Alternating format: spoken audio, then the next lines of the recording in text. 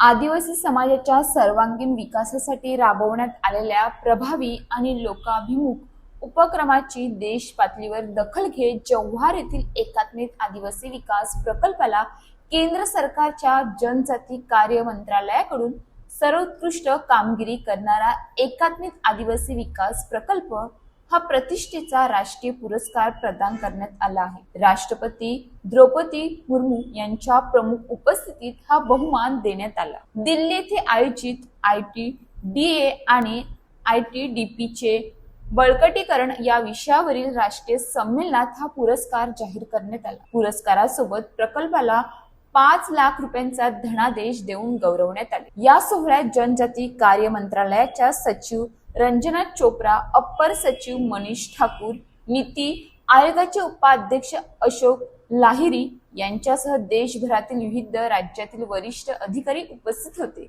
जव्हार एकात्मिक आदिवासी विकास प्रकल्पाच्या वतीने प्रकल्प अधिकारी डॉक्टर अपूर्वा बासूर, सहाय्यक प्रकल्प अधिकारी मच्छिंद्र गडाख आणि नियोजन अधिकारी सतीश रास्ते यांनी हा पुरस्कार स्वीकारला। गेल्या काही वर्षात शिक्षण, आरोग्य, रोजगार, महिला सक्षमीकरण, कौशल्य विकास, पायाभूत सुविधा, कृषी व स्वयंरोजगार क्षेत्रात आदिवासी बांधवांनी अनेक नाविन्यपूर्ण योजना प्रभावीपणे राबवण्यात आल्या आहेत। लाभार्थी केंद्रित अंमलबजावणी, योजनांचा पारदर्शक वापर, दुर्गम भागातील लोकांपर्यंत पोहोचलेली सेवा आणि प्रशासनाची परिणामकारक कार्यपद्धती यामुळे जव्हार प्रकल्पाने राष्ट्रीय स्तरावर आपली वेगळी ओळख निर्माण केली आहे। या पुरस्कारामुळे केवळ जव्हार प्रकल्पालाच नव्हे तर संपूर्ण पालघर जिल्ह्याचा आणि महाराष्ट्र राज्याचा सन्मान उंचावला असून आदिवासी विकासाच्या क्षेत्रात कार्य करणाऱ्या अधिकारी व कर्मचाऱ्यांच्या प्रयत्नांना मोठी पावती मिळाली आहे। स्थानिक नागरिक, लोकप्रतिनिधी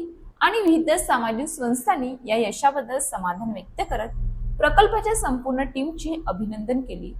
दुर्गम आदिवासी भागातील विकास कामांना राष्ट्रपतींच्या उपस्थितीत मिळालेली राष्ट्रीय दाद ही केवळ एका प्रकल्पाची नव्हे तर आदिवासी समाजाच्या प्रगतीची आणि समर्पित प्रशासनाच्या कार्याची मोठी पावती आहे। अशाच ताज्या बातम्यांसाठी आमच्या न्यूज पोलीस रिपोर्टर चॅनलला लगेच सबस्क्राईब करा आणि बेल आयकॉन दाबायला विसरू नका।